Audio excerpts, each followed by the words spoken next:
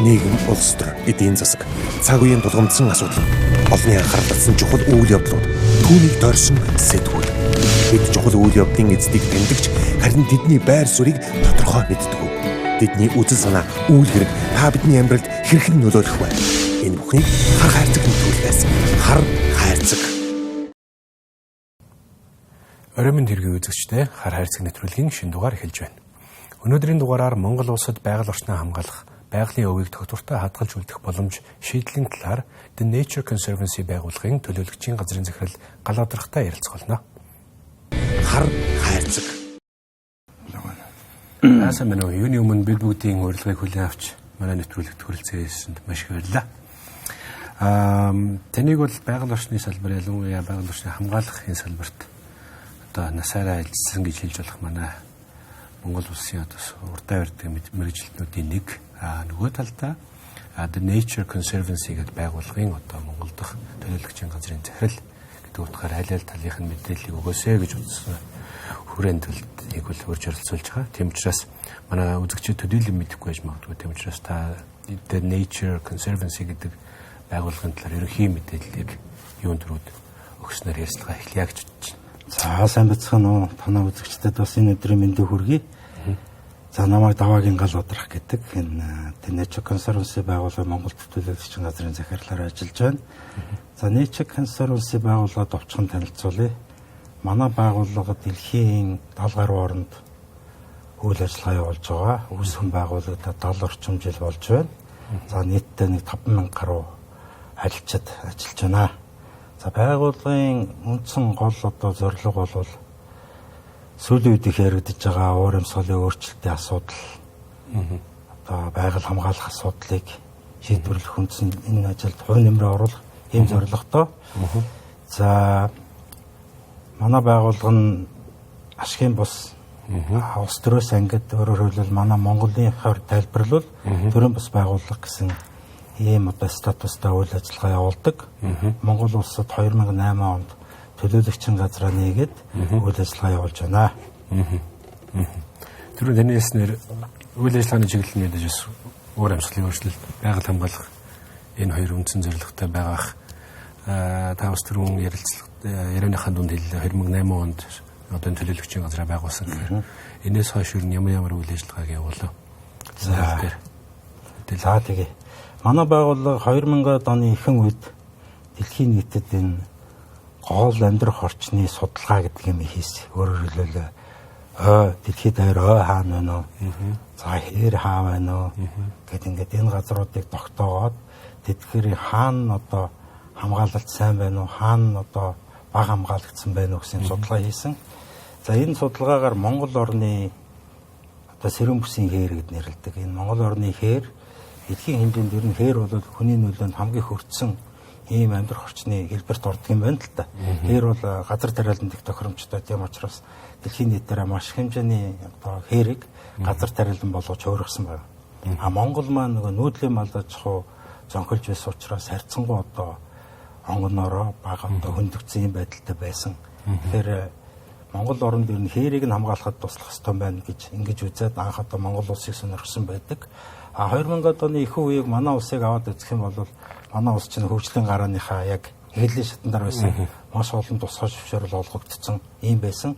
За тэгээд тэр тухайн үед нь манай байгууллагын удирдлага Монгол улсынхаа бас удирдагч нартай уулзаад ингээ ярилцаж байхад бол за Монгол улс одоо ингээ маш том хөгжлийн төсөл хөтөлбөр хөтлөж байна.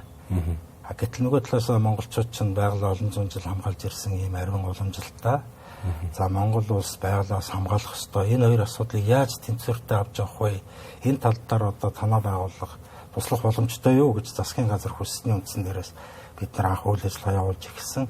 За бидний хамгийн түрүүнд хийсэн ажил бол Монгол улсын хэмжээнд экологийн бүс нутгийн үнэлгээ гэдэг ийм судалгаа хийсэн. Монгол орны хээр, төв, баруун, өмнөд хэсэг гэж дөрвөн бүсэд хувааж байгаа энэ судалгаа хийсэн. Маш товчхондоо энгийнээр хэлэх юм бол судалгааны гол үр дүн бид нар газрынхаа дээр байгаа баялаг маань юу юм? Өөрөөр байгалийн баялаг гэсэн үг тийм ээ. Ямар төрлийн экосистем байна, амьд туурмал нь хаагур, ямар тархацтай байна, одоогийн нөхцөл байдал нь ямар байна, тэдгээрийг хаана хамгаалвал оновчтой байх вэ гэдэг ийм судалгаа хийж гүйцэтгсэн. За судалгааны үр дүн нь бол энэ газрууд экологийн чухал ач холбогдолтой шүү гэж тодорхойлж гаргаж ирж байгаа л гэсэн үг. Тэгэхээр энэ судалгааг бол олон зүйлд ашиглаж болно. За өнгөрсөн хугацаанд судалгааны үр дүнг ашиглаад бас төр засгийнхаа байгууллагатай хамтарч ажилласан байгаа. За юуны үр дүнд бол 4.9 сая газрыг 32 газрыг улсын тусгай хамгаалтанд авах шийдвэр улсын хурлаар гарсан. Мөн 5.6 сая газрыг аймагуд өөрийнхөө эрх мэдлийн хүрээнд орон нутгийн тусгай хамгаалтанд авсан байдаг. Тэгэхээр энэ ажлуудад манай байгууллагын зүгээс шинжилгээ ухааны мэдээлэл техникийн тусалцаа үзүүлж ажилласан гэж хэлж болно.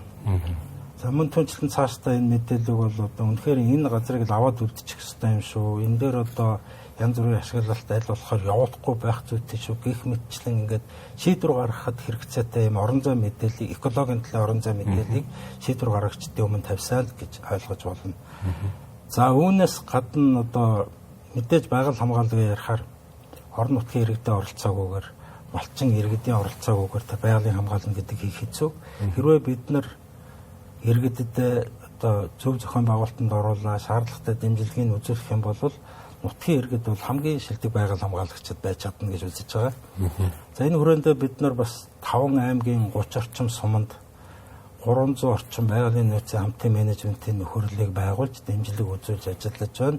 Эдгээр нөхөрлөлүүд маань өөрсдийн сумын иргэдийн хурал засаг даргатайгаа гэрээ байгуулад өөрсдийнхөө ашиглаж буй бэлчээр ус байгалийн бусад баялагийг зүй зохистой ашиглах төлөвөө олсруулад ингээд ажиллаж байгаа. За үүнээс гадна сүүлийн үед энэ уур амьсгалын өөрчлөлттэй асуудалтай холбоотойгоор манайхаас уур амьсгалын өөрчлөлтийн чиглэлээр зарим судалгаа хийж байна. Тухайлах юм бол Монгол орны хээр гэдэг ч юм уу, хүлэрт намагч гэдэг ч юм уу ийм газруудын хөдөлмжийн хийв нөөц төрөгчийг шингээх энэ боломжийг нь судалж байна.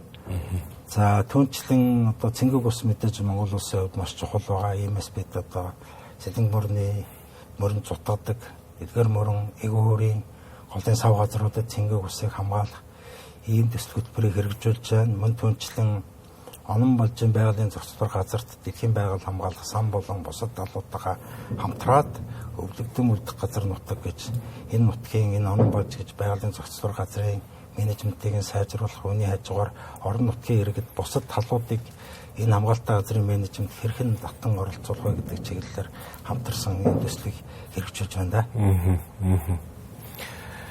За өнөөдрийн ярилцлагад хүрсэн хамгийн том шалтгаан бол санаа байгууллагын өнгөрсөн жил баталсан хэрэгжүүлж эхэлж байгаа Үнэн мөнхийн Монгол гэдэг хөтөлбөрийн тухай засгийн газартаа хамтарч хэрэгжүүлэх гэж байгаа энэ хөтөлбөрийн тухай тэгээд хэрэггүй мэдээллийг үзэгчдэд өгье гэж би зорьсон. Та тэгэхээр эхний ээлжинд товчхоноор энэ хөтөлбөрийг танилцуулбал. За баярлалаа. Энэ асуултыг асуусанд энэ маань үнэхээр чухал хөтөлбөр байгаа.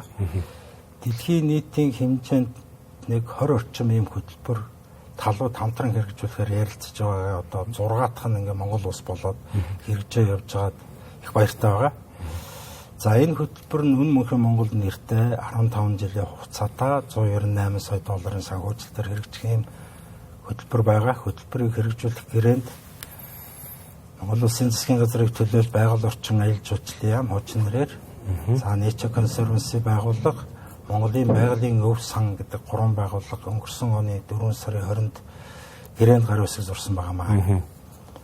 Тэгэхээр энэ хөтөлбөрийн хамгийн гол зорилго нь болохоор Монгол улсын нийт газар нутгийн 30% тусгай хамгаалтанд авах, одоо байгаа тусгай хамгаалалттай газрын менежментийг сайжруулахад дэмжлэг үзүүлэх, дээрээс нь 20 гаруй мянган малчин өргөтэй ажиллаж бичээр усаа хамгаалах, байгалийн нөөцийн хамтын менежментийг хэрэгжүүлэхэд дэмжлэг үзүүлэх ийм зорилготой төсөл хөтөлбөр хэрэгжснээр бол мөн энэ байгаль хамгааллын салбарчин санхүүжилт дандаа дутагдaltaй байдаг.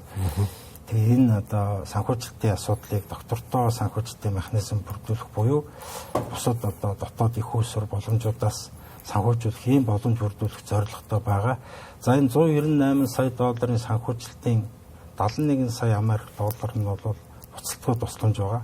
Өөрөөр хэлбэл олон улсын хандивлагчид Монгол улсад итгээд, Монгол хүмүүст итгээд за байгалийн хамгаалалт өгж байгаа ийм чухал хандив. Тийм учраас бид бас хариуцлагатай байж энэ хөрөнгөийг зүй зохистой, үр дүнтэй зарцуулах ёстой. За үүний тулд сангийн хөрөнгийг одоо зүй зохистой удирдлагаар хангахын тулд одоо бие даасан хараа тус удирдах зөвлөлтөө Монголын байгалийн өв сан гэдэг итгэлцлийн сан байгуулсан байгаа. Тэгэхээр энэ сангаар дамжуулан энэ сангийн хөрөнгийг бол удирдах зарцуулах юм байгаа. Олон нийтэд зарлаад одоо төсөл сонгон шалгаруулах журмаар ингээд явна. Сан маань дөнгөж одоо үйл ажиллагаа эхэлж байгаа учраас хараахан олон нийтэд зарлаагүй байна. Тэтгэлгийн тухай цаашдаа энэ хөтөлбөрийн хөтөлбөрөөр зарлагдаад ингээд хүсэлт аваад ингээд санхүүжилт болгоод явах байхаа гэж бодож байгаа. Тэгэхээр энэ хөтөлбөр бол бас нэлээд удаан хугацаанд бэлтгэл хангасан. Одоо Монгол улс сонгогдох уу яах вэ? Сонгогдсон цагт одоо талууд энэ зорилго хэрэгжүүлэх үүрэг амлалтаа талууд хэрхэн биелүүлэх вэ гэдээ нэлээд судалгаа хийсэн. Тэгээ энэ хөтөлбөрийг бас дэмжиж ажилласан Монгол улсын ерөнхийлөгч, Монгол улсын ерөнхий сайд, тэгээ байгаль орчин аюул жуулчлалын сайд, за улсын хурлын эрхэм гишүүд, элчин сайдууд, за тусад дэмжсэн бусад олон одоо хамтран ажиллагчид, хамтарч ажилласан багтаа бас баярлалаа гэж хэлье. Тэгээд энэ олон хүмүүсийн хичээл зүтгэлтийн үр дүнд энэ хөтөлбөр маань өнөөдөр ингээ бодит хэрэгжих арга хэмжээ болоод ингээ явж байгаа бэлтгэл ажлаа хангаад одоо 1 жил болсон байна. Энэ хугацаанд бол их хвчлэн одоо бэлтгэл ажлаа хангах, дүрм журмаа батлах, энэ хэрэгжүүлэх механизм бүтцээ бий болгох чиглэлээр голцоо анхаарч ижилсэн байгаа. Тэгээд энэ хөтөлбөр маань амжилттай хэрэгжиж цаашдаа Монгол улсын байгаль орчны салбарт санхүүжилтийн доктортой их усүр бий болох болов өмнө тавьсан энэ зорилтуудыг амжилттай хэрэгжүүлэх болов гэж найдаж байгаа. Их олон талын оролцоотой хэрэгжих ийм хөтөлбөр байгаа. За хоёлаа санхүүгийнх нь механизмын тухай ярилцлагын дараа хэсэгт илүү нэрвчилж ярив. Гэхдээ одоо бол яг ялангуяа орон нутгийн төвшөнд үйл ажиллагаа явуулж байгаа төрийн бас байгууллагууд, иргэд, сайн дурын албан бус нэгдлүүд, оршоо ч юм уу тийм ээ, эдгээр хүмүүсийн хувьд, за зүгээр сумны одоо жирийн иргэдийн хувьд байгаль орчныг хамгаалах, өргөн тойрноо хамгаалах одоо ямар чиглэлээр тэтгэлэг ч юм уу санхүүгийн дэмжлэг эсвэл одоо техникийн туслалцаа авах боломжтой байгаа энэ тал дээр нь да. Тэгвэл хөтөлбөрийн нэг том зорилго нь болохоор яг орон нутгийн иргэд, ялангуяа малчин иргэдийг байгалийн нөөцийн хамтын менежментийн нөхөрлөл, оршооч гэдэг ч юм уу тийм доороос үүсгэх санаачлагтай явж байгаа ийм одоо иргэдийн бүлэг зохион байгуулалтанд орсон тийм энэ нэгжүүдийг дэмжих ийм зорилготой байгаа.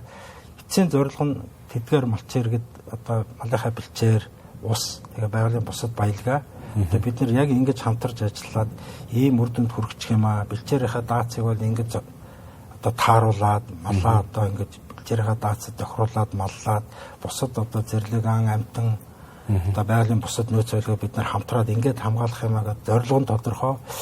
Тэр зорилгодоо хүрэх гэж байгаа арга хэмжээ, арга замууд нь тодорхой.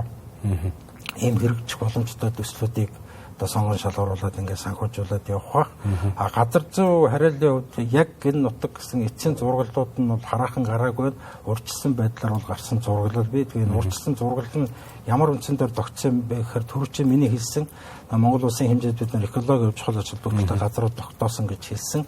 Эдгээр газрууд чинь бүгдийн тусгай хамгаалтанд авах боломж байхгүй. Гэтэл тусгай хамгаалалтаа газрын цаана тусгай хамгаалтанд ороогүй мөртөө бас экологийн өвлийн чухал газрууд байгаа шүү дээ. Тэгэхээр тэр газруудыг илүү малчин иргэдийн оролцоотойгоор, орон нутгийнхны оролцоотойгоор, төрийн бас байгууллагуудын оролцоогоор хамгаалах боломжтой болов гэж харж байгаа. Тэгэхээр энэ арга хэмжээнд оролцох одоо бүхий л сонирхолтой бүх төрлийн иргэдийн одоо нөхөрлөл төрийн бас байгууллагууд бүгдээрээ л оролцсон санхүүжилт авах боломжтой гэж харж байгаа. Байгалийн нөөцийг хамгаалах, амтыг хамгаалах, бэлчээрийн даацтай одоо бичээрийн даацаа одоо үр ашигтай зохицуулах тийм ээ. Энэ дээрээс нь нэмэгдээд аялал жуулчлалын хүрээнд тодорхой ажлууд бас байгаа. Аялал жуулчлалыг магадгүй давхар дэмжсэн байдлаар орж байгаа юм ажлууд. Тий, аялал жуулчлалыг нэгдүгээрт нь бид нар одоо ингээд тусгай хамгаалалтаа газраа аялал жуулчлал хөгжүүлэх гэхээр бас зарим аялал жуулчлалыг дэмжих тохиромжтой дэд үтс бүрэлдэж тий хараахан хэмжээгүй тий. Одоо жишээ нь одоо ухаан газар жуулчид яваад очлоо гэхэд хаагур ямар зам маршрутаар явах уу, тэгээд тэр замын тэмдэглэл нь байна уу, хаана ямар зориултын газар очиж хоногдохын, тент нь одоо отголох цэгээ байгуулаа, майхан саваа бариад одоо ариун цэврийн өрөөтэй хог аягдлаа зөв хайчаар ийм одоо нөхцөл хангасан бидний хэлдгээр бол отголох цэг гэж байгаа юм. Ийм газрууд нь байна уу үгүй юу те. Тухайн тусгай хамгаалалтаа газар одоо хүн ямар зүйл хийж болох уу, ямар зүйл хийж болохгүй, эсвэл хаана очиж илүү гоё юм үзэж харж сонирхолтой болох уу гэсэн Эсвэл яагаад тэр газрыг одоо анханасаа яагаад тусгаалan хамгаалж байгаа юм бэ гэдэг ийм мэдээлэл өгөх эдгээр дэд бүтцүүд замын одоо тэмдэг тэмдэглэгээнээс авахуулаад дутагдaltaй байна. Тэгэхээр энэ сангийн үйл ажиллагааны хүрээнд энэ хөтөлбөрийн үйл ажиллагааны хүрээнд хамгийн түрүүнд ийм одоо арга хэмжээнүүдийг хийх болов уу гэж харж байгаа. Гэхдээ шийдвэрийг бол би гаргадаггүй. Монголын байгалийн өв сан гэдэг сан маань одоо удирдах зүйлийн 9 гишүүнтэй мөн түүнээс гадна байгаль орчны яамдаар төшөглөөд байгуулсан 11 хүний бүрэлдэхүүнтэй одоо техникийн удирдах хороо гэж байгаа. Энэ хороогоор бол олон яамдын төлөөлөл, иргэний нийгмийн байгууллагын төлөөлөл орсон байгаа. За энэ нэгждэр бас хилцэж төсөл хөтөлбөрүүдийг бас тодорхойлно. Гэхдээ ерөнхий чиглэл нь бол одоо Монголын тусгай хамгаалалтын газар аялал жуулчлалыг хэрхэн яаж зөв зохистой үр ашигтай явуулах вэ гэдэг ийм зүйлүүд рүү анхаарч хэрэгжүүлэх байх гэж бодож байгаа. Түүнээс гадна бид бас нэгэн одоо тусгай хамгаалалтын газар чинь аялал жуулчлалыг хөгжүүлэхийн зорилготой байдаг. Өөрөө энд ирж байгаа зочид гүйчид бас тусгай хамгаалалтын газарт нэвтрэн орохдоо хураамж төлдөг байгаа. Энэ хураамж нь бол тусгай хамгаалалтын газрын нөгөө түрүүний ярьдаг доктортой санхүүжилтийн нэг том их усэр болох учраас бид нар энэ хураамжийг бас хүмүүст чирэгдэл учруулчихгүйгээр хурааж авах. Тэгээд эргээд төлрөөсөн хөрөнгөө зориултын дагуу тухайн тусгай хамгаалалтын газарт одоо саяын жишээний ярьдаг аялал жуулчлалын шаардлагатай дэд үтцийг бүрэлдүүлэх юм энэ юмд зарцуулдаг байх хэрэгтэй байгаа тийм. Тэгэхээр энэ маягаар одоо бас энэ хураамжийг нь хурааж авах тэгээд зориултын дагуу зарцуулдаг болох чиглэлээр ажлууд хийгдэх болов уу гэж бодож байгаа. За баярлалаа. Үзэгчдээ Хэсэгхэн ормын засварлагын дараа эргээд уулзцгаая. За ярилцлагынхаа 2 дахь хэсэгт би үнэн мөнхийн Монгол гэдэг одоо энэ хөтөлбөрийн санхүүгийн механизмын тухай бас дэлгэрэнгүй мэдээллийг үзэгчдээ өгмөр байгаа. Учир нь гэвэл за төрийн бус байгууллага тий одоо чинь ашигын бус байгууллага гэдэг энэ салбарт миний мэдхээр Монголдо бол анх удаа The Nature Conservancy энэ хөтөлбөрийн хүрээнд бол endowment fund буюу одоо манайхны ойлголтоор бол баялагын сан юм да тийм ээ. Тэгээ одоо тодорхой босгосон хөрөнгийнхөө их усрээс тодорхой хувийг нь зах зээлийн одоо эргэлтэд оруулж хүүгээр нь дараагийнхаа жилүүдийн үйл ажиллагааг санхүүжүүлэх ийм гэж би ойлгож байгаа. Тэгэхээр та энэ тал дээр дэлгэрэнгүй мэдээлэл өгөөч. За тэгэхээр манай түрүүн дээр дурдсан байгаль орчны салбарт санхүүжилтийн асуудал ер нь жоохон өндөрлөлтэй байдаг. Ийм төрлийн сан бий болгох, санаачлах тэртээ 1990-ад оноос бол явж байсан одоо 2-3 удаагийн ийм оролдлого хийсэн байгаа. Харамсалтай нь бидэнд бас туршлага дутаад, хөрөнгө санхүү дутаад ингээ хэрэгжүүлж чадаагүй байж байгаа өдөө хүрсэн. Харин өнөөдөр одоо Монгол улс маань ийм сантай болж байгаад бол туйлын баяртай байгаа. Тэгэхээр дэлхийд дээр нэг ийм 100 орчим ийм сангууд, байгаль хамгааллын итгэлцлийн сан гэдэг нэртэй ийм сангууд хэрэгжиж явдаг юм байна. Соо томоохон хэмжээний хөрөнгийг удирдах байгаль хамгаалах арга хэмжээнд зарцуулдаг юм байна. Тэгэхээр энэ сангууд бол ихэвчлэн ерөнхийд нь ярих юм бол 2 чиглэлээ. Нэг нь бол ингээд синхэн буюу ингээд зарцуулаад дуусдаг. Нэг хэсэг нь бол ингээд өөрөө ч хэлж байгаа хадгалчаад тэгээд хоримтлын орлогоор одоо цаашаа доктортой санхүүж явдаг ийм туршлага байдаг л да. Манай энэ сангийн тухайд бол яг тийм зарчмаар явж байгаа.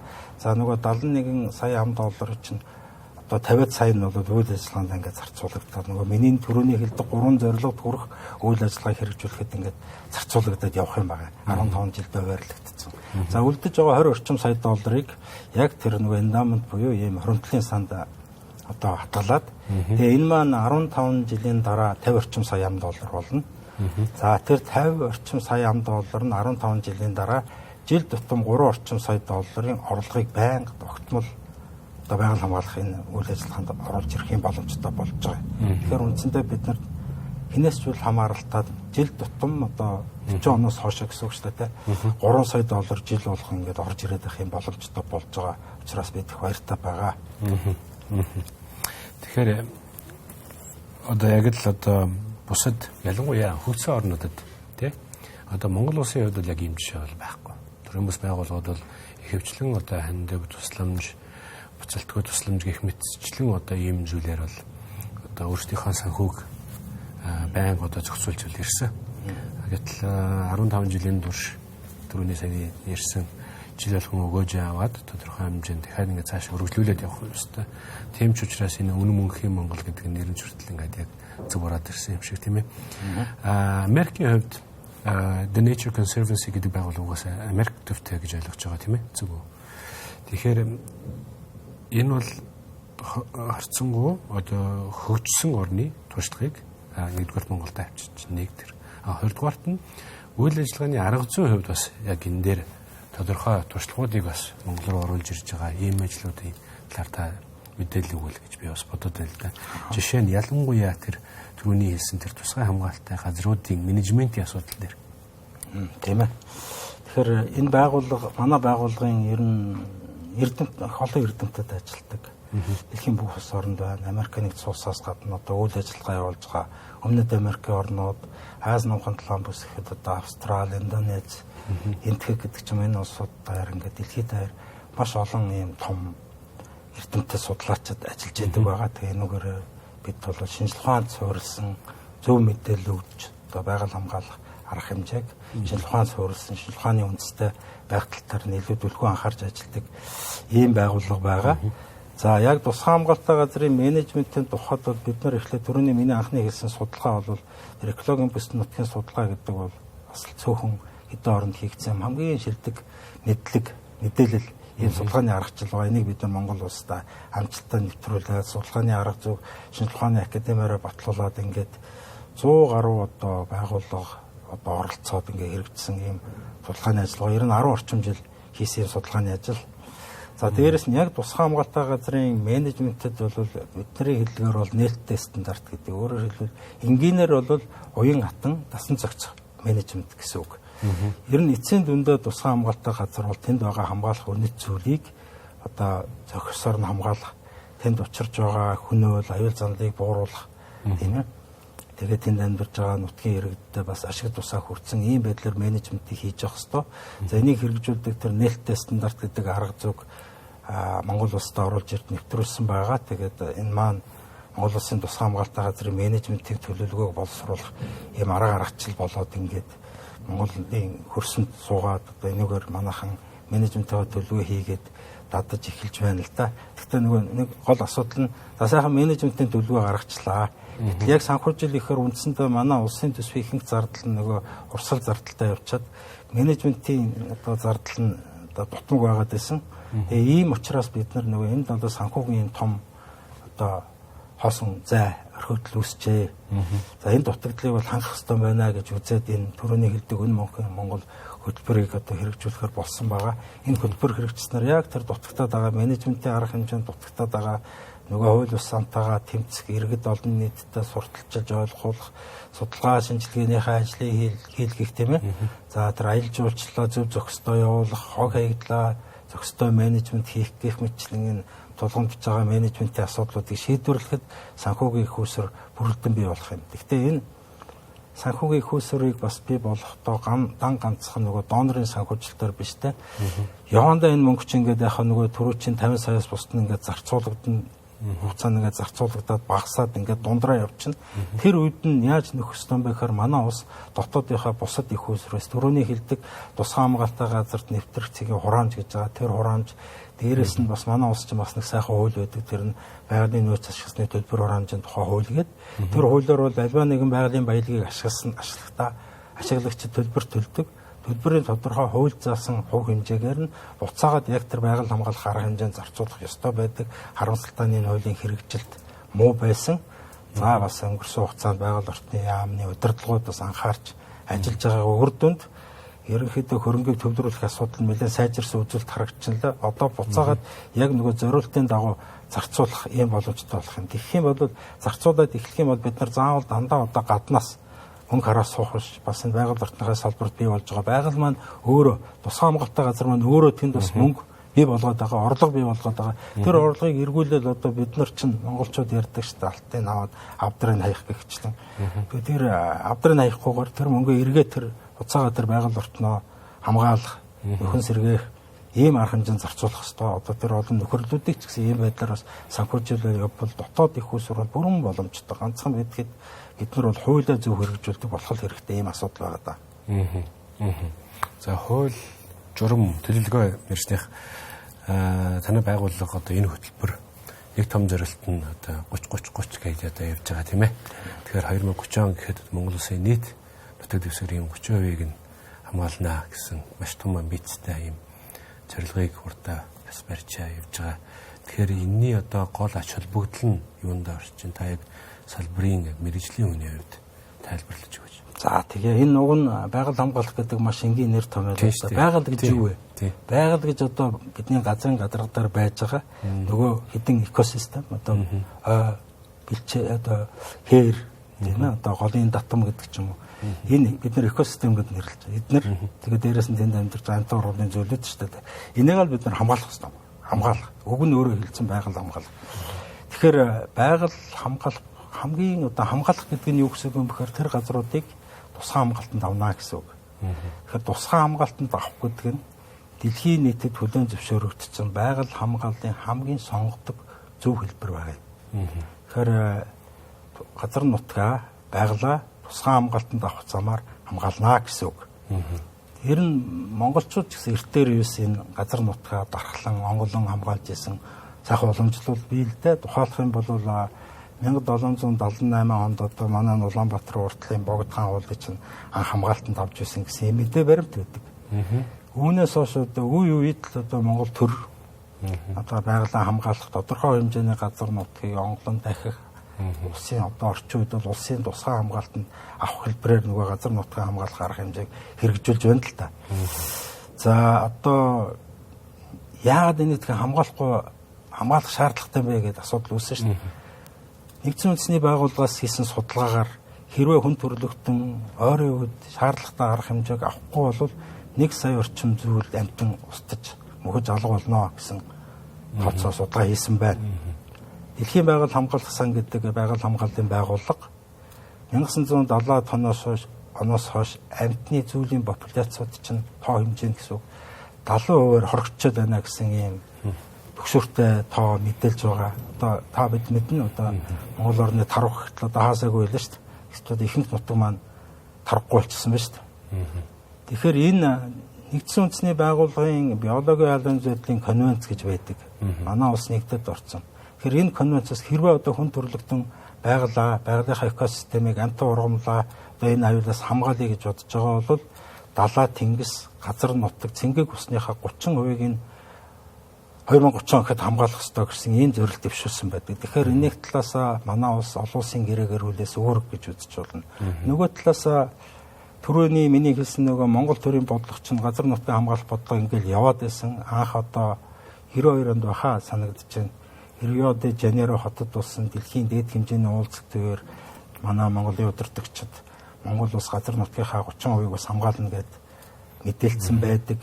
За алсын хараа 2050 гээд манай үндсэн бодлогын том бичиг баримт байгаа. Энэ бичиг баримтд бол 30 онд Монгол улс нийт газар нутгийнхаа 30% хамгаалтанд авах гэсэн том зорилт дэвшилсэн байна.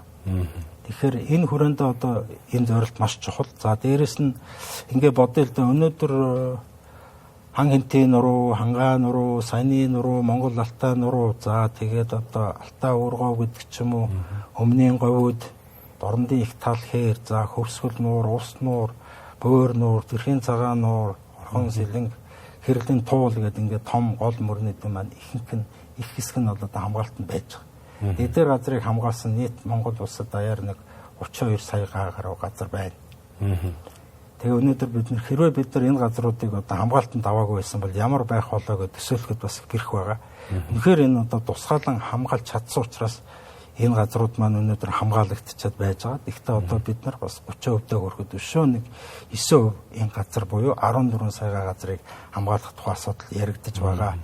Тэгээ энэ газруудаа одоо бид нар хамгаалтанд авснаар одоо байгалийнхаа энэ үнэт үеийг өнөө үеийн төдийгүй бас ирээдүйнхаа хэрэгцээ тусын тулд хамгаалах юм боломжтой болох юм байгаа. Тэгэхээр энэ ажил бол маш чухал ажил. Зүгээр тусгай хамгаалалттай газрыг хүмүүс ганцхан одоо хүн оруулахгүй хордог газар учраас биш л тань чинь. Одоо аялал жуулчлал явагдаж байна. Одоо Монгол улсад явагдаж байгаа аялал жуулчлалын 80 гаруй хувь нь тусгай хамгаалалттай газар явагддаг гэсэн тоос би сонсч ирсэн юм байна. Одоо бид нар 100 ингээд аялал жуулчлалын удирдал эхлэхээр өөрөө хөвгөд дагуулаад одоо хөдөө аялж байгаа ихэнх нь тусгай хамгаалалттай газарт очиж байгаа. Тэгэхээр өнөөдөр бид нар энэ тусгай хамгаалалттай газрын буйнд бол ийм очиж амрах байгалийн сайхан далжаалаа тайлхтай танин мэдэх ийм сайхан одоо боломжтой болж штэ. Ер нь зөвхөн байгалийн экосистем өөрөө бас эдийн засгийн тодорхой үн цэнтэй гэж бас үздэг.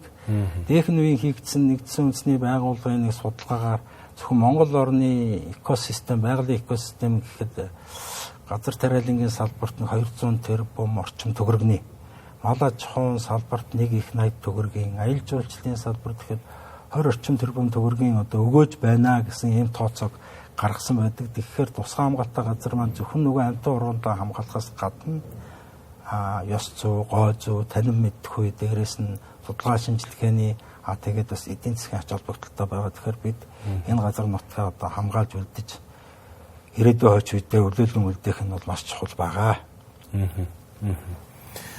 За тусгай хамгаалалт ярьсных хуулийн шинжилсэн хариулгын асуудал руу орё гэж бодож байна.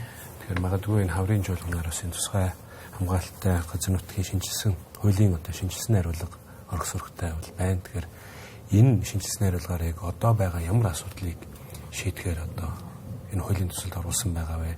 Та болон одоо танай байгууллагын дээр ямар үүрэгрэлтэ оролцож байгаа вэ? Энэ тал дээр та мэдээлэл өгч. За тэгээ би манай байгууллага байгаль орчин уур амьсгалын яамны хүсэлтийн дагуу ажлын хэсэгт орж ажиллаж байгаа. Бас мэргэжлийн байгууллагад утгаараа.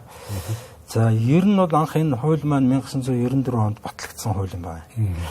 Тэгээд батлагдсанаас хойш одоо миний түрүүний хэлдэг энэ олон газрууд Монгол орны хамгийн сайн сайхан газрууд л одоо хүн нүдэн анал төсөөлөхөд хоймор нутгаас авах бол өмнөнийхөө говь баруунаас зүүн хүртэл энэ сайхан өргөн нуудам нутгийн байгалийн хамгийн бас гоё сор болсон энэ үзэсгэлэнтэй зэрлэг амтны хувьд чухал юм газруудыг бас хамгаалтанд авч чадсан байгаа. Энэ бол энэ хуулийн гавья. Энэ хууль бол үүргээ гүйцэтгсэн гэж үзэж байгаа. За тэр үед чинь бас нөгөө том хөгжлийн төсөл хөтөлбөрүүд хараахан хөдөлж байсан үйл дээ. Тэгэхээр тэрнээс одоо амжаад энэ газар нутаг, хөв нутгаа хамгаалж авсан тэр үеийн одоо хүмүүсийн Ахмад үеийн одоо гавья гэж би ингэж боддог. Тэгээд энийг хүчинд өнөөдөр Монгол улс маань эдийн засгаа ингээ хамгаалагдаад байж байгаа. Гэхдээ өнөөдөр одоо ингээ за яг мэдээж энэ хугацаанд бол өнгөрсөн тэр чи одоо 30 жил болчихж байна.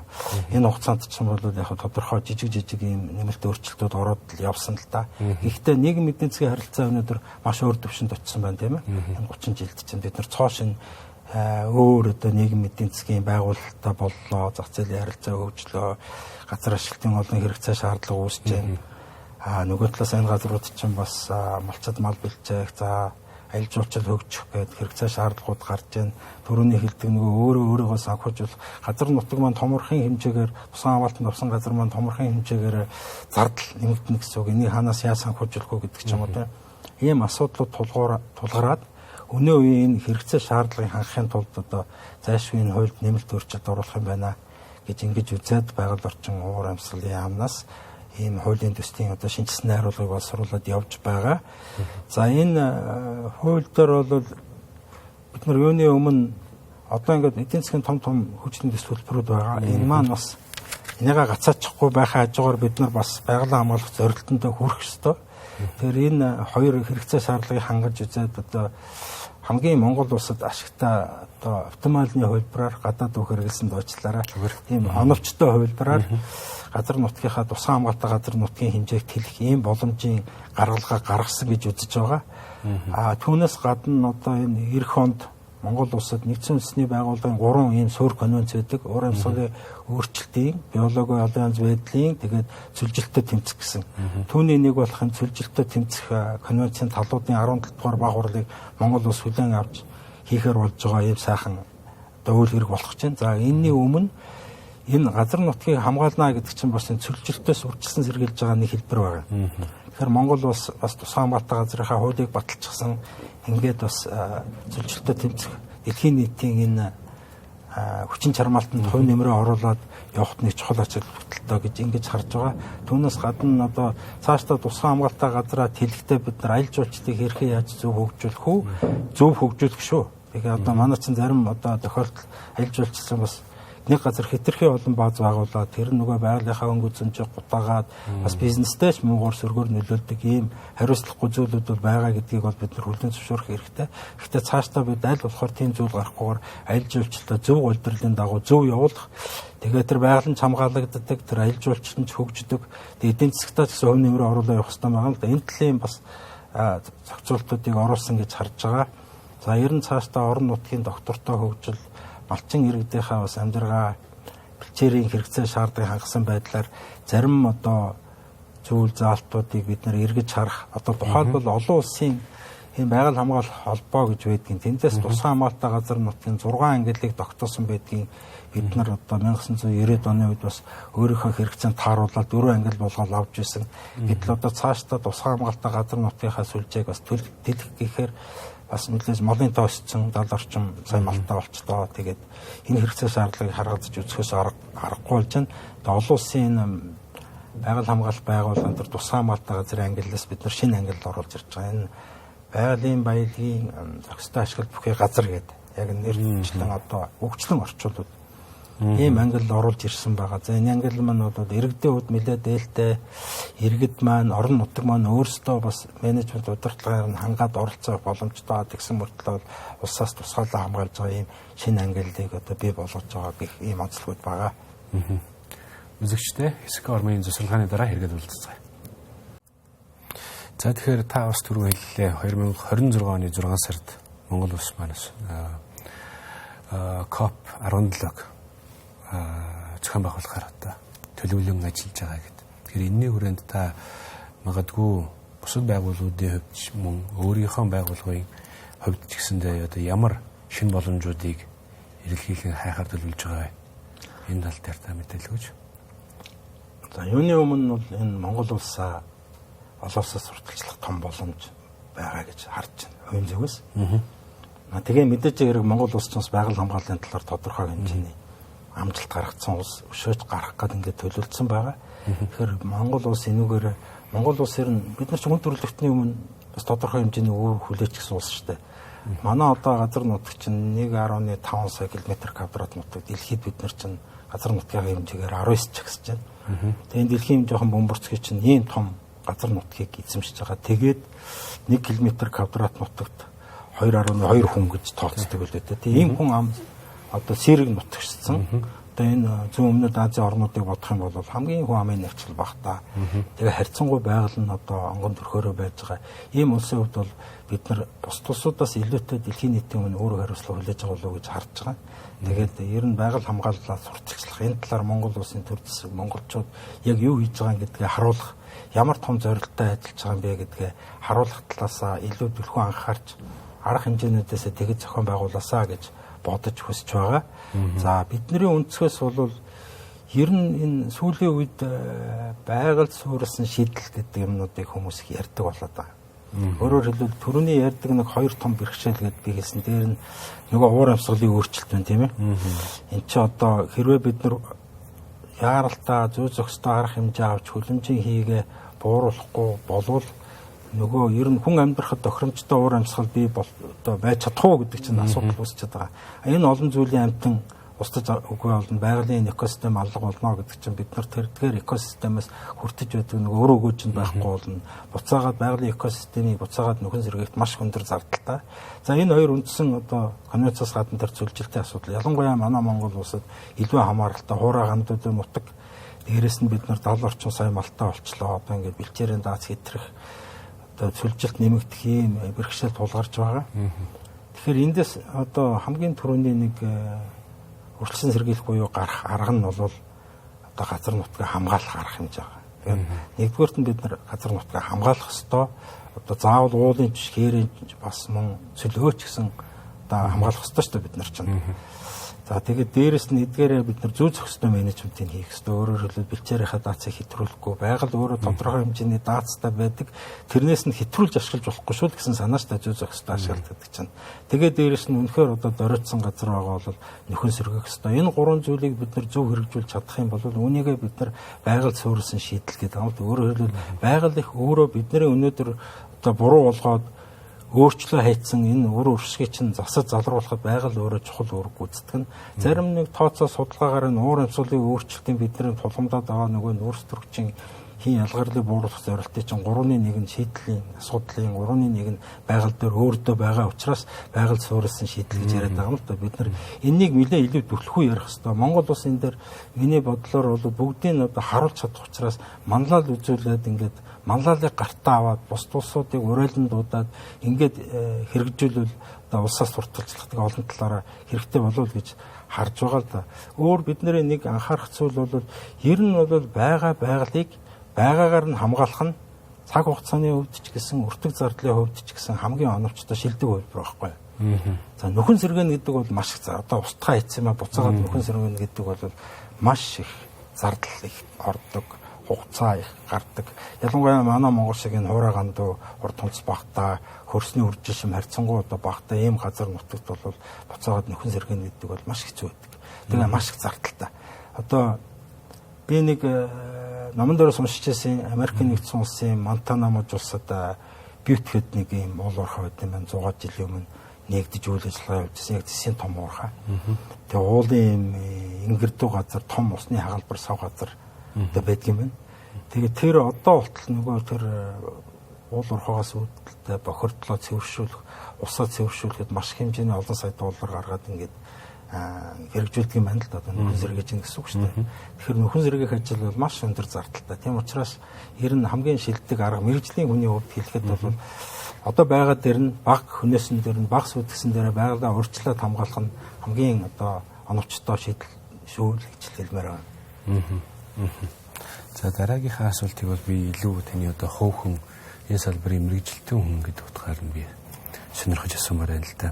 Та бас түрүү яранда маш олон удаа дурдлаа шинжлэх ухаан гэж. Тэгэхээр байгууллагын хувьд ч тэр бас таны өөрийн одоо боловсрол туршлага, ажлын туршлага явуучихсан хараад хахад хийж байгаа үйл ажиллагаануудаа дандаа нэг тодорхой судалгаа, нотлогоо шинжлэх ухаан дээр суурилсан байдлаар ингээ хийж гин гэж. Гэтэл нөгөө талдаа сүүлд ярьснаар байгаль суурилсан шийдэл бол ер нь бол баг байгаль өөрөө шийдээд явчихна гэж. Бас нөгөө талдаа бид бүхэн Монгол улс маань ялангуяа энэ засгийн газар 14 мега төслөгээ тавьсан байгаа их нь уулуурхах. Гэтэл одоо энэ нэг бол бид нар байгаль орчноо хамгаалаад үлдэх нь мэдээж болж чухал. Түрүүний таны ярьсан Монтана мужийн одоо энэ засгийн уурхайн асуудал байна. Нөгөө талд одоо байгаа ард иргэд маань бас тодорхой хэмжээнд эдийн засгийн мөрөөжтэй амьдрахын тулд юмаа зарахын тулд бас тодорхой хэмжээнд уулуурхайг хөгжүүлэх хэрэгтэй байгаад байдаг. Тэгэхээр энэ хоёрын одоо зааг, энэ хоёрын одоо энэ хувь одоо пропорцийн хувьд одоо ямар байдалтай байж бид бүхэн цаашаага зөв хөгжиж явж болно гэж та одоо хувь хүний зүгээс хардаг бай. Одоо ингээд хар хайрцгийн жинхэнэ бодлогын асуудлыг танаас асуухад тэгэхээр Монгол улс ч бас экологийн аюулгүй байдлыг бодож өөрийнхөө бодлогыг бас авч явж явах хэрэгтэй болов гэж би эргэн хүний хувьд бодож байгаа шүү дээ. Тийм байгаасаа гэж төр засгаа бас тийм байгаасаа гэж хүсэж байгаа. Зүгээр байгаль орчны салбарт бас ингэж ажиллаж бас зах зугаас нь оролцож ирсний хувьд ер нь ялангуяа байгаль хамгаалалттай холбоотой асуудал ер нь бүх асуудлыг л байх л та тэгж бодож байна. Шинжлэх ухаан, мэдээлэлд суурилсан шийдвэр бол хамгийн оновчтой зөв шийдэл байх болов гэж харж байна. Ядаж л одоо урт удаан хугацаанд үр дагавар нь ирээдүйд ухаан улсад тийм ээ бидэнд ашигтай байх юм шийдлүүд тэндээс гардаг болов гэж бодож байгаа. Бид нэр оруулж чадж байгаа нэг хувь нэмэр бол түрүүний хэлсэн одоо судалгаагаар бид нар Монгол орныхоо газрын дээр байж байгаа байгалийнхаа баялаг экосистемүүдөө зургалсан, амтан ургамлынхаа дархаз байршлыг гаргацсан ийм мэдээллийг нөгөө талдаа төсөл хөгжлийнхаа хөтөлбөрүүдтэй ингээд бэлэн мэдээллийг ингээд шийдвэр гаргачдын өмнөө тавьж яана л гэсэн үг. Юу тэрний үгс үг гэхээр судалгааныхаа үр дүн засгийн газар төлөөлөгөөд өгсөн.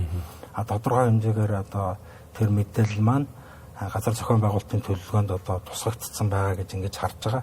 Тэгэхээр цаашдаа шийдвэр гаргахдаа аль болохоор шинжлэх ухаанд тулгуурсан. За бид үнэхээр ямар газрыг Монгол улс экологийн хувьд хадгалж авч үлдэх ёстой гэдэг бодлогоо нөгөө түрүүн өөрөө хэлсэн шүү дээ. Хар хайрцаг. Тэр бол экологийн хувьд манай улсын хар хайрцагны бодлого байх болов гэж бодож байгаа. Бид судалгаа шинжилгээний байгууллага учраас энэ судалгааг нь бол хийгээд бэлэн боловсон гэж хэлж байгаа. Тэгээд цаашдаа ч энэ судалгаа хийгээд одоо шаардлагатай үед улс орондоо туслаа явахад бол манай байгууллагын зүгээс бэлэн байгаа. За хөгжлийн энэ асуудлыг яаж байгаль хамгаалах асуудалтай тэнцвэртэй авч явах вэ гэдэг мөн л түрүүчийн адил бид нар мэдээлэл дээр суурилсан ийм шийдвэр гаргах ёстой. Мэдээж хэрэг Монгол улс хөгжих ёстой. Эдийн засгийн ач холбогдолтой томоохон төсөл хөтөлбөрөөр хэрэгжүүлэх нь ойлгомжтой. Гэхдээ одоо яг аль газрыг бид нар авч үлдэхийн хаана хэрэгжүүлэх юм те. Гэт энийг бол шийдээд явах ёстой. За энэ дээр би нэг жишээ хэлчихье. 1990-ад оны ихээр санагдаж байна. Энэ хөвсгөл нуурын дээр чинь бас нэг басууратын орд яригдаад ашиглах уу барих уу гэд шийдвэр гаргах тухай асуудал яригдчихсэн. Энэ үед болдорж байгаа гэдэг энэ ард ирэх сонд байсан болдорж байгаа маань хөвсгөл талаа ээж цаазын давцанд гэдэг нэг өгүүлэл бичээд тэгээд тэр нь бол энэ хөвсгөл нуурыг тусгай хамгаалтанд авахд маш том түлхэж болсон гэж ингэж боддог. Одоо тэр хөгжлийн төслөө зогсоогоо те. Тэгэхээр тэрний үндсний одоо хамгаалсны хүрээлэн өнөөдөр бид нар сайхан 100 болгон амралтаараа монголчууд маань хөвсгөл нуураа харддаг, гадаад дотоодын жуулчид ирж сонирхдаг юм байна шүү дээ. Тэгэхээр бид нар зөв газараа яг одоо хамгаалах ёстой газараа судалгаа шинжилгээнд судалгаан дээр үндэслэж хагаад хамгаалах бодлогоо барих ёстой. За хөгжлийн төсөл хөтөлбөр ингээ хэрэгжиж явахаараа өөрөө бас нөлөөллөө бас бууруулах ёстой. Төсөл хөтөлбөр хэрэгжсэн ч гэсэн одоо байгаль орчин нөлөөлөх байдлын үнэлгээний тухай хууль, байгаль орчныг хамгаалах тухай хуулиар бүх хэрэгжиж байгаа төсөл хөтөлбөрүүд байгаль орчны нөлөөллийн үнэлгээ гэдэг юм хийгээд тэр нөлөөллийн үнэлгээний хүрээнд бол одоо нөлөөллөө яаж бууруулах уу, за яаж нөхөн сэргээх үү гэдэг бүх зүйлүүд нь байж байгаа. Тэгээ манай энэ төсөл хөтөлбөр хэрэгжүүлэгч нар бол бас нийгмийн хариуцлагатай байж төслийнхөө нөлөөллийг бууруулах талаар анхааралтай анхаарал хандуулж зарцуулах хэрэгтэй, хөрөнгө мөнгөө зарцуулж явах хэрэгтэй. Тэгээ нөлөөллөө бууруулж явах хэрэгтэй гэж ингэж бодож байгаа. Бас нэг чухал зүйл нь хэдийгээр одоо нөлөөллөө маш сайн бууруулаад хэрэгжүүлсэн ч гэсэн тэнд нэгэн тал одоо 50 60 жилээр ч юм уу 20 30 жилээр ч юм уу уурхай байж идэг.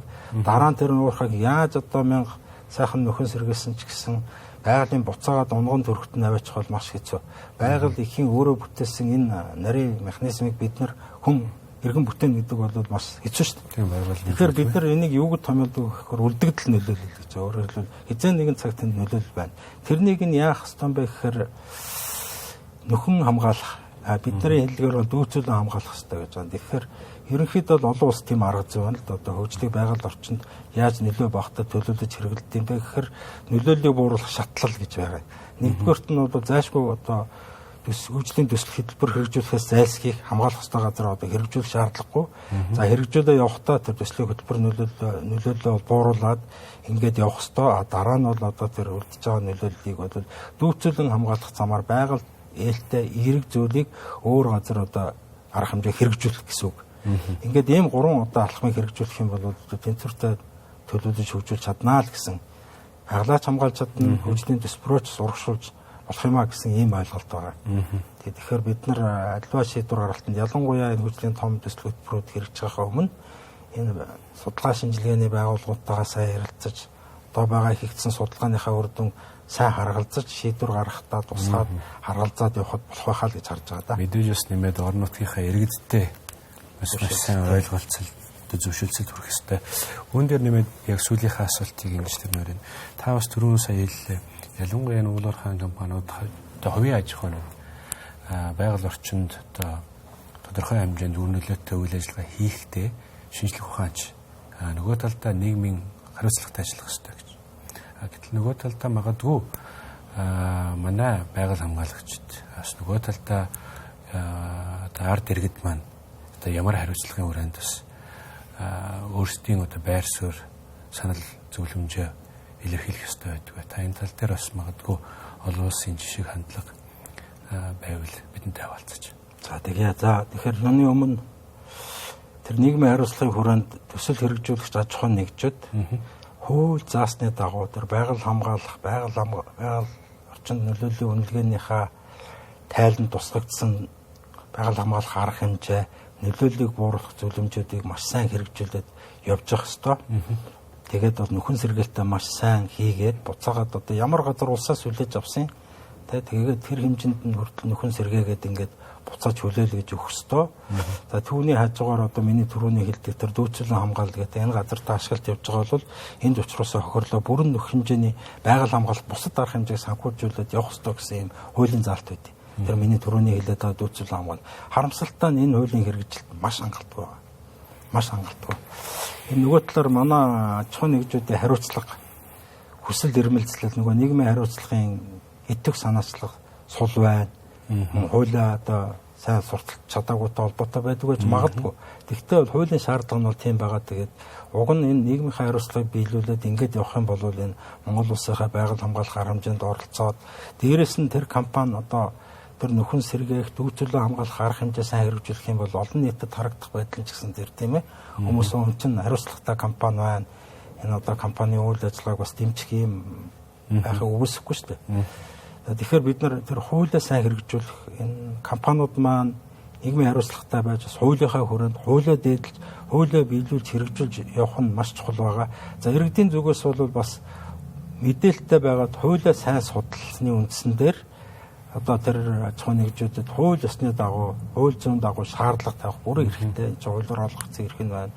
Үндсэн хуулиар олгогдсон эрх нь байж. Тэгэхээр манай иргэд ямар байх хэвээр нөхөр мэдээлэлтэй байх хэвээр, хуулиа сайн мэдчих хэвээр. Тэр компани түнд одоо тэр ашиглалтын үйл ажиллагаа явуулахын тулд байгаль орчны талаас, нийгмийн талаас ямар үр хариуцлага хүлээж байгаа. Манай Монгол улсын хуулиар юу шаарддаг вэ?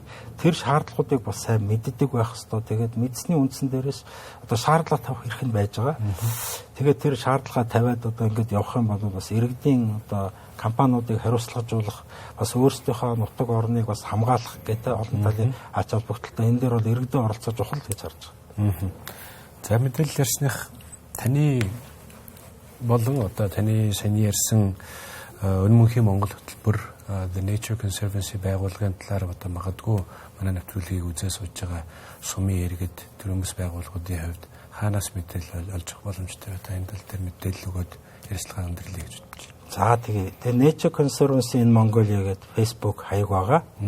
За дээрэс нь Монголын байгалийн өв сан гэдэг хамгийн гол байгууллага тэр Монголын байгалийн өв сан байгаа. Ялангуяа тэр өнөмөнхөн Монгол хөтөлбөрийг хэрэгжүүлэх тэрнтэй холбоотой одоо төсөл хөтөлбөрт хамрагдах сонирхолтой ийм хүмүүс бол тэр Монголын байгалийн өв сан гэдэг бас веб хуудасч байгаа бах тийм одоо Facebook хаягч байгаа. Тэгээ тэр хаягаар ороод энэ одоо хаягийг дагаад тэн дээр байгаа мэдээллүүдийг авах юм бол одоо Монгол улстай үйл ажиллагаа явуулж байгаа бүх иргэд аж ахуйн нэгдний хөрөлүүд тэ бүгдэнд нээлттэй ийм сан байгаа. Тэгээд тийш андараа гэж зөвлөмөр байна.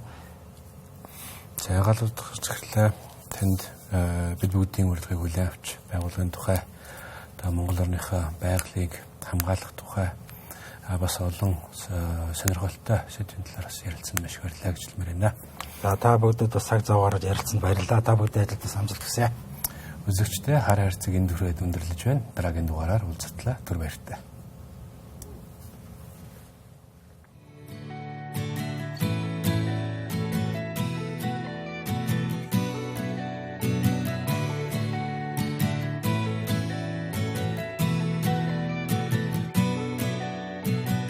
Нийгэм, улс төр, эдийн засаг, цаг үеийн тулгамдсан асуудал, олонний анхаарал татсан чухал үйл явдлууд, түүнийг дорсон сэтгүүл. Бид чухал үйл явдлын эцдийг тэмдэгч, харин тэдний байр суурийг тодорхой мэддэг. Тэдний үзэл санаа, үйл хэрэг та бидний амьдралд хэрхэн нөлөөлөх вэ? Энэ бүхнийг хар хайрцаг нөхцөлөөс хар хайрцаг